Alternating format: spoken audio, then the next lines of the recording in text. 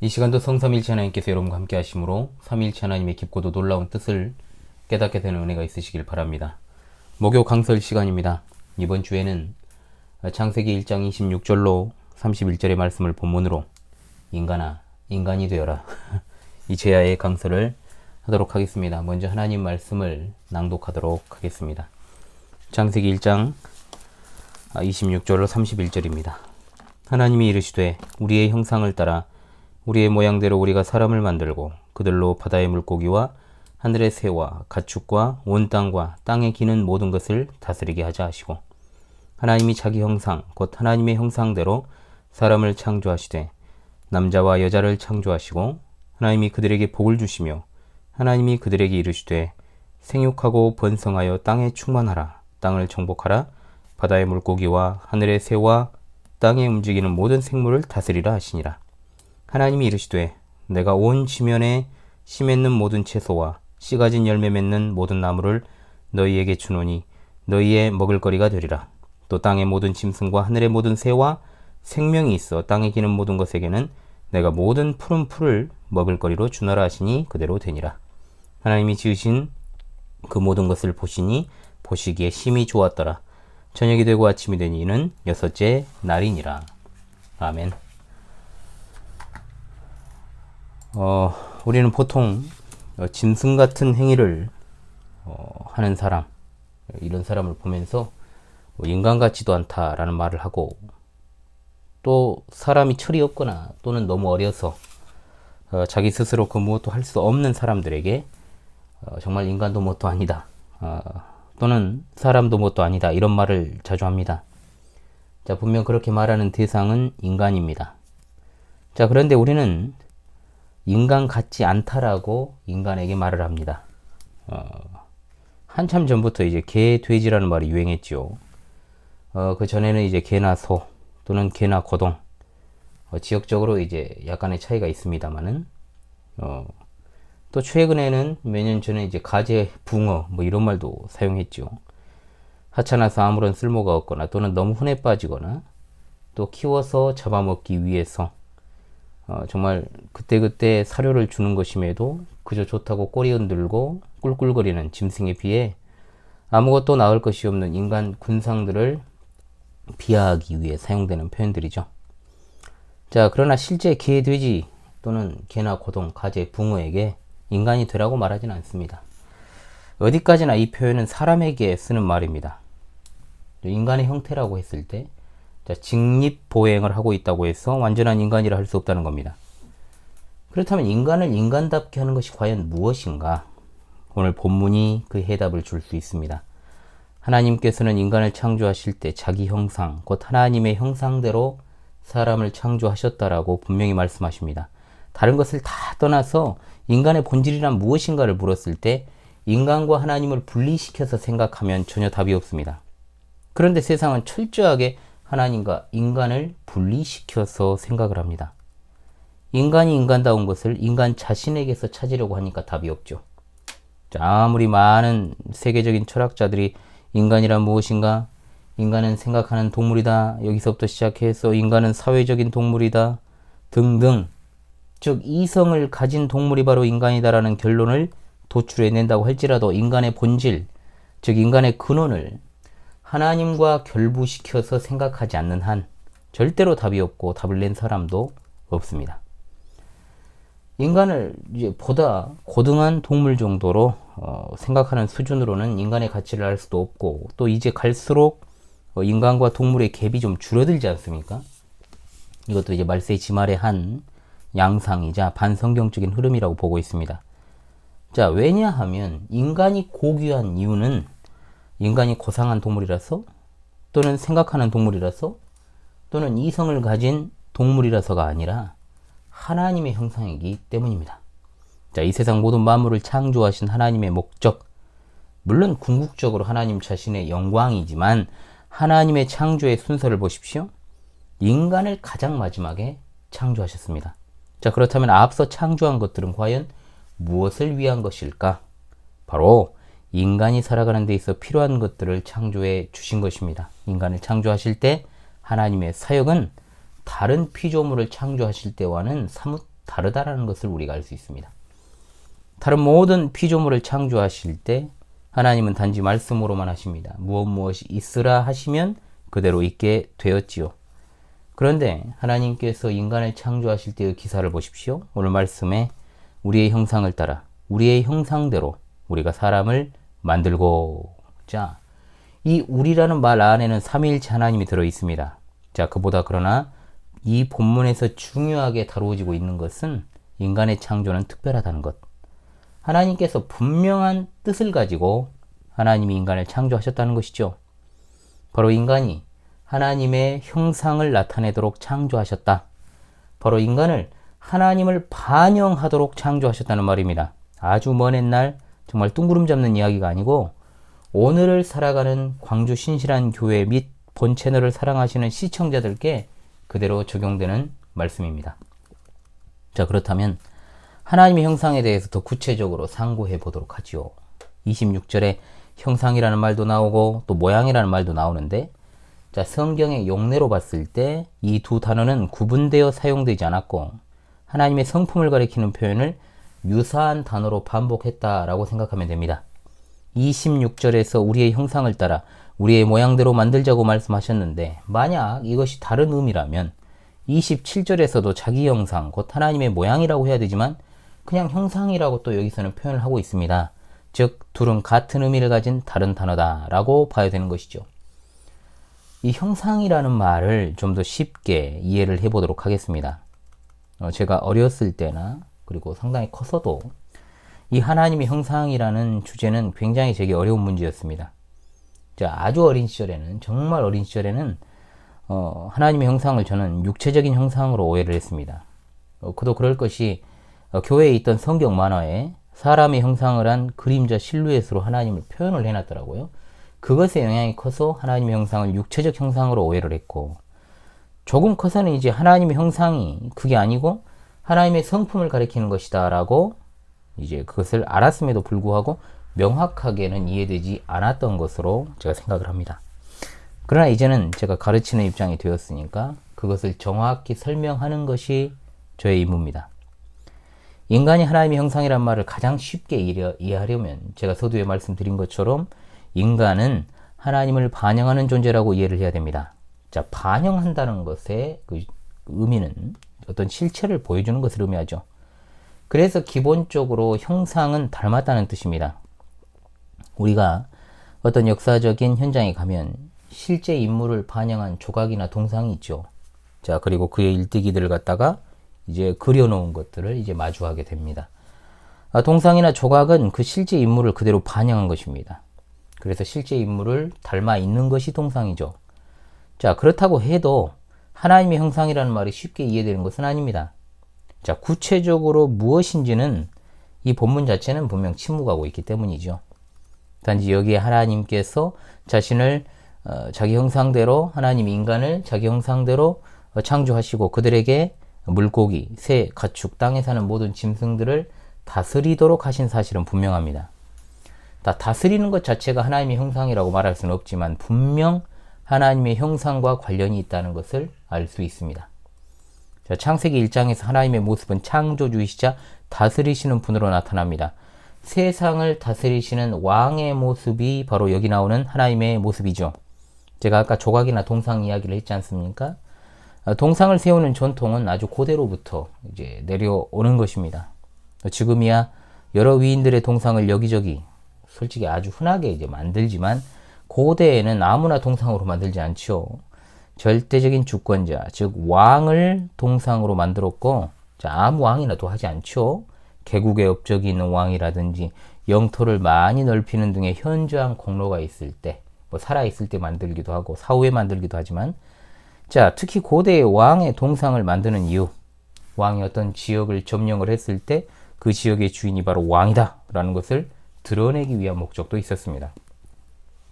지구 최악의 독재 세습국가 북한, 곳곳에 김일성, 김정일의 동상, 초상이 세워져 있지 않습니까? 그리고 걸려져 있습니다. 자, 그것은 북한을 다스리는 자가 바로 김일성이고 지금까지도 또 김정일이고 그의 핏줄 뿐이라는 것을 각인시키는 것입니다. 자, 북한 이야기하면 화가 나니까 여기까지 하고, 어찌되었든 하나님께서는 인간을 통해서 자신의 형상을 세우신 것입니다. 그리고 모든 피조물들이 인간에게 복종하도록 만드셨습니다. 자, 이 말을 잘 이해해야 됩니다. 하나님의 반영이 인간이고 인간 스스로 하나님과 분리되어 가지고 어떤 독립적인 개체로서 피조물의 주인이라는 뜻이 아니라 하나님을 반영하는 도구로서 모든 피조물을 다스리는 역할을 수행한다라는 말입니다. 자, 그런데 하나님께서는 인간 하나를 창조하신 게 아니고 남자와 여자로 창조를 하셨지요. 자, 남자도 여자도 하나님의 형상입니다. 그러나 그 둘을 분리시켜서 하나님의 완전한 현상을 반영할 수는 없습니다. 남자만 있거나 또는 여자만 따로 존재한다면 하나님의 형상을 제대로 표현하는 것이 아닙니다. 남자와 여자가 같이 있어야만 가능한 하나님의 형상은 무엇일까? 그것이 바로 사랑이라는 겁니다. 사랑. 자, 모든 사람은 사랑할 수 있습니다. 그런 사랑할 수 있는 자질을 가지고 있다는 것이죠. 그러나 사랑은 언제나 그 대상이 있어야 됩니다. 사랑할 대상이 없는데 어떻게 사랑이 가능합니까? 그리고 그 사랑할 대상이 있다고 할지라도 사랑에는 어디까지나 등급이라는 것이 있습니다. 자, 제가 보육교사 선생님들을 예로 많이 듣는데 정말 보육교사 이 시대 귀한 직업군이죠. 우리 교회에도 베테랑 보육교사가 계십니다. 선생님이 정말 반의 아이들을 사랑합니다. 그러나 아무리 그 반의 아이들을 사랑한다고 해도 자신의 자녀보다 더 사랑하진 않습니다. 자, 이것은 대표적인 실례이고 여러분이 사랑하는 것들을 한번 떠올려 보십시오. 분명 우리가 사랑하는 대상은 많이 있습니다. 그러나 거기에는 등급이 있다라는 것을 우리는 분명한 사실로서 인식하고 있죠. 하나님께서 아담이 혼자 있을 때 돕는 배필을 지으리라 하시고 하와를 만드셨습니다. 그런데 생각해 보십시오.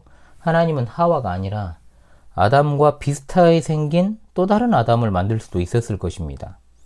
자, 요즘은 사랑의 대상을 정말로 광범위하게 설정을 하죠. 적어도 동성연애가 성경에 의해 지지받으려면 하나님이 아담을 지으시고 하와를 만드신 게 아니라 또 다른 제2의 아담을 만들었다면 당연히 동성애가 성경의 지지를 받을지 않았겠습니까? 그러나 그렇게 하지 않으셨다는 거죠. 요즘은 부부간의 결합이 정말 밥 먹듯이 깨지고 또 밥 먹듯이 다시 붙고 또 부부도 아닌데도 몸을 섞고 동거하고 비혼이라는 이상한 신조어를 갖다 붙이고 제멋대로 정말 무분별하게 남녀 통틀어 정조라는 것을 찾아볼 수 없는 그런 시대인데 마치 세상이 그렇게 만든 것처럼 무법하게 살아가는 제정신 아닌 세상이 되어버렸으니까 무슨 부부간의 사랑보다 더 나은 우정도 있다. 이성이 아닌 동성끼리 육체를 탐하는 동성애도 있다. 어차피 서방이나 마누라 복은 없으니 자식이나 보고 살아야지 하면서 자식 사랑이 있다. 이렇게 주장들을 합니다. 그러나 세상을 하나님이 처음 창조하실 때 사람은 분명 남자와 여자로 창조되었다라는 것은 엄청난 의미가 있습니다. 자, 부부간의 사랑이 다른 어떤 사랑과도 정말 차별화되는 것은 그 사랑은 생명을 일으키는 능력이 있다는 것에 있습니다. 아담과 하와가 처음 창조되었을 때 엄마 뱃속에서 막 나온 신생아처럼 만들어지지 않았고 모든 것을 다 갖춘 성인으로 창조가 되었다는 것을 기억합시다. 그리고 한 사람이 아니라 남자와 여자로 창조되었고 하나님의 인도하심에 따라서 부부가 되었으며 이 부부로부터 모든 인류가 나오게 되었습니다. 부부간의 사랑을 통해서 생명이 태어나게 하셨고 시은이 소리가 들려요. 자, 가족이 형성되었고 인류가 번성하게 되었습니다. 자, 하나님께서 인간을 남자와 여자로 창조하신 것은 바로 하나님의 형상 중에 형상이라 할 수 있는 하나님의 사랑을 가장 잘 표현할 수 있도록 하신 목적이 거기에 담겨 있다라는 뜻입니다. 자, 기억을 하십시다. 하나님은 수많은 인간들을 한꺼번에 그냥 즉각적으로 만드셔가지고 피조 세계를 다스리는 그런 사명을 주실 수도 있었을 것입니다. 그러나 그렇게 하시지 않고 한 남자와 한 여자를 통해서 경건한 자손을 낳게 하시고 그 자손을 통해서 세상을 다스리시고자 하신 것이죠. 물론 죄가 들어와서 인간이 타락하고 부패하기 전에는 아담과 하와의 사랑은 그야말로 친밀한 사랑이자 진정한 사랑이었습니다. 하나님께서 이제 최초의 결혼식의 주례자가 되셔서 또 하와를 처음 아담이 보았을 때가 그때가 이제 인류 최초의 결혼식 아닙니까? 그 결혼식에서 아담이 사랑의 고백을 했습니다. 이는 내 뼈 중에 뼈요 살 중에 살이라. 전혀 다른 모습이지만 자신과 한 몸이라고 고백을 했습니다. 아무것도 안 입었지만 수치심도 없습니다. 그야말로 하나님의 형상을 바로 옆에 있던 아담으로부터 하와로부터 발견할 수 있었습니다. 자, 그런데 오늘날 우리 주위를 한번 돌아봅시다. 자, 하나님의 형상이라고 하는 모습을 내 남편, 내 아내를 통해 여러분 발견하십니까? 그럼 대답해 보십시오. 자, 우리뿐만 아니라 세상에 살아가는 부부들의 모습을 보면서 자, TV에 나오는 조작된 부부들의 모습 말고요. 진짜 민낯을 말입니다. 자, 하나님의 형상이라. 지나가던 개가 웃을 일이죠. 자, 하나님의 형상은 고사하고요. 때론 마귀의 형상에 가깝고 분명히 창세기에 기록된 하나님의 형상과 우리가 발견하는 현실은 너무 다르다라는 것을 우리가 우리 자신과 우리 주위를 조금만 둘러봐도 발견하게 됩니다. 타락으로 인해서 부패하게 된 정말 그 아담과 하와 더 이상 이제는 한 몸이 아닙니다. 자신의 몸에 대해서 수치심을 느꼈고 또 자기 잘못을 상대방에게 전가시켜버립니다. 남 탓하는 버릇이 이때부터 생겼다라는 것이죠. 그러니까 사람들은 자연스럽게 어떤 남에게 책임을 전가하는 그런 발언들을 합니다. 이제 막 태어난 애들이 막 갑자기 울거나 보채거나 하면 뭐라고 합니까? 어른들이? 누가 그랬어? 이게 말이 된다고 생각하십니까? 누가 그러긴요. 자기 혼자 그랬지. 누가 그랬냐고 자꾸 어떤 실체 없는 누군가를 갖다가 대상으로 해서 책임을 전가하는 버릇들이 인간에게는 있다는 거예요. 그런 것을 이 어린 신생아한테도 주입을 시키고 있으니 애들이 바르게 자라겠습니까? 자, 말 조심해야 되는 거죠. 자, 죄라고 하는 것이 하나님과의 관계를 분리시켜 버렸습니다. 또 하나님과의 관계가 분리되니까 인간과 인간 사이도 분리가 돼버린 거예요. 그렇기 때문에 죄가 정말로 무서운 것입니다. 부부관계만 깨졌습니까? 사랑관계도 다 깨져버렸습니다. 하나님과 분리된 것으로부터 이 수직관계가 깨지는 것으로부터 모든 분리가 이제 시작이 된 겁니다. 그래서 사실 사람들과 잘 어울리지 못하고 혼자 지내고 또 혼자 놀기 좋아하는 사람들도 이제 특정한 취미를 가지고 우리 혼자 놀기 좋아하는 오타쿠라 그러죠. 일본어로. 그래서 다 하나님 형상과는 상관없습니다. 자, 시절을 탓하는 사람들이 많아요. 창조의 목적을 거스르는 것은 분명합니다. 자녀를 가르칠 때도 순전히 자기중심적인 사고를 하도록 가르치죠. 어떻게 하면 정말 다른 사람들을 배려하고 사랑해야 되는가를 가르쳐야 되는데 이걸 잘 안 가르쳐요. 가령 예를 들면은 자녀에게 맞고 다니지 말라는 말은 많이 하지만 때려서는 안 된다는 것을 가르치진 않습니다. 더 강조를 해야 되죠. 그걸 때려서 안 된다. 왜냐? 자, 학폭 가해자들 부모들이 정상이던가요? 정상이 아니에요. 그 이유가 뭐겠습니까? 보고 자란 게 그런 거니까 그런 거예요. 자, 왜? 나만 피 안 입으면 된다라는 방식. 그리고 항상 이런 말 하잖아. 친구를 잘못 만나서 내 자식이 그릇된 길로 갔다고. 그런데 내 자식이 상대방에게 있어서 잘못 만난 친구일 가능성이 왜 없다라고 생각하는지 모르겠어요. 우리 애는 그럴 애가 아니에요. 응? 우리 목사님은 그러실 분이 아니에요. 똑같은 거죠, 다. 응? 그분이 그럴 리가 없는데? 그럴 리가 없다니. 그런 게 어디 있어요, 세상에.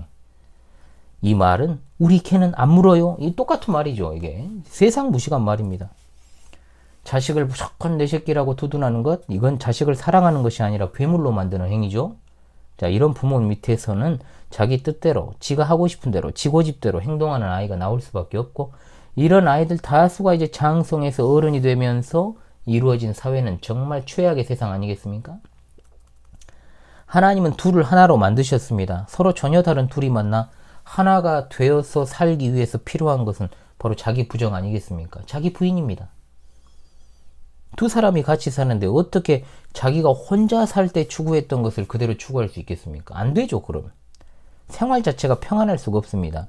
이상한 것에 집착하고 고집하는 거 버려야 됩니다. 진짜. 나는 이렇게 살아왔으니까 나한테 희생 강요하지 마.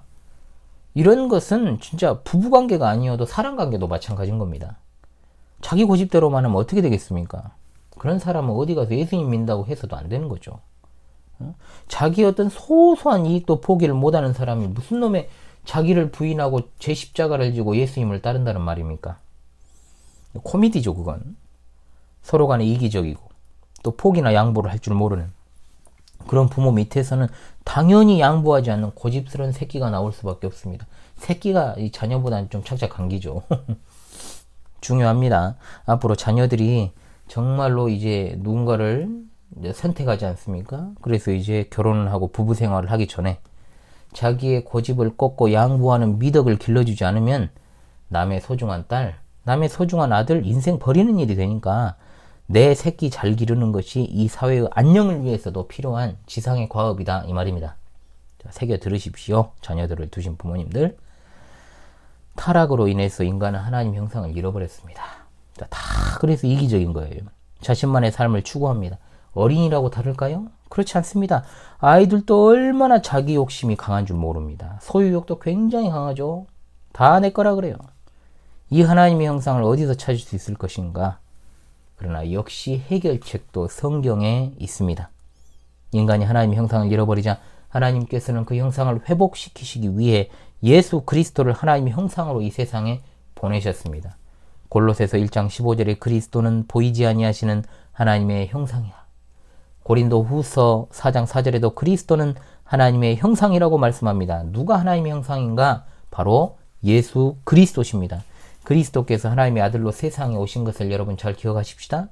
아들은 아버지를 가장 많이 닮은 존재 아닙니까? 자, 그리스도는 하나님의 유일한 형상이십니다. 그런데 하나님의 형상으로서 사람은 남자와 여자로 창조되었습니다.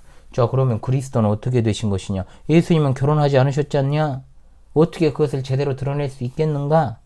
물론 이 문제를 별로 심각하게 생각하지 않은 사람들이 많겠지만 그리스도께도 신부가 있습니다. 누굽니까? 우리는 압니다. 바로 교회입니다. 교회. 그리스도께서 교회를 자신의 신부로 삼으셨습니다. 그리스도와 교회가 한 몸을 이루었고 이것이 바로 하나님께서 인간에게서 잃어버린 하나님의 형상을 회복시키신 방법입니다. 하나님의 형상을 잃었던 자들이 믿음으로 말미암아 의롭게 되어 그리스도와 한 몸을 이루어서 그 형상을 회복하게 된 것이죠. 교회는 그 일을 위해서 부름받게 된 것입니다. 교회의 사명은 바로 하나님의 형상을 회복시키는 것이다. 하나님의 형상은 오직 그리스도를 통하여 회복할 수 있습니다. 따라서 복음을 전한다라고 하는 것은 잃어버린 하나님의 형상을 찾는다라는 뜻입니다. 타락한 이후에도 사람이 하나님의 형상인 것은 분명합니다. 그러나 그 모습은 전혀 하나님을 반영하지 못합니다.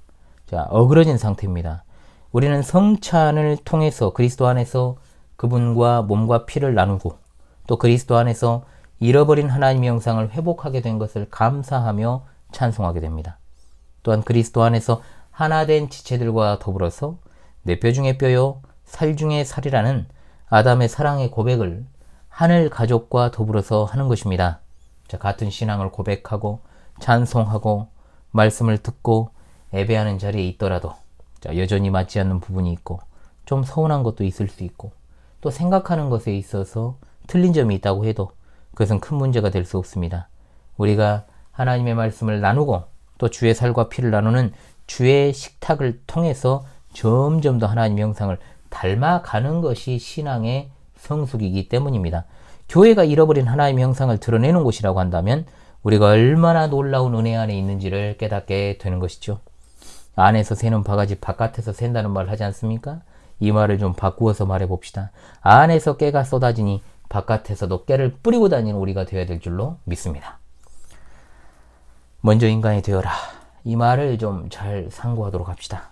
우리가 어린 시절부터 들어왔고 또 어른이 되어서도 누군가에게 하고 있는 그 말, 먼저 인간이 되어라.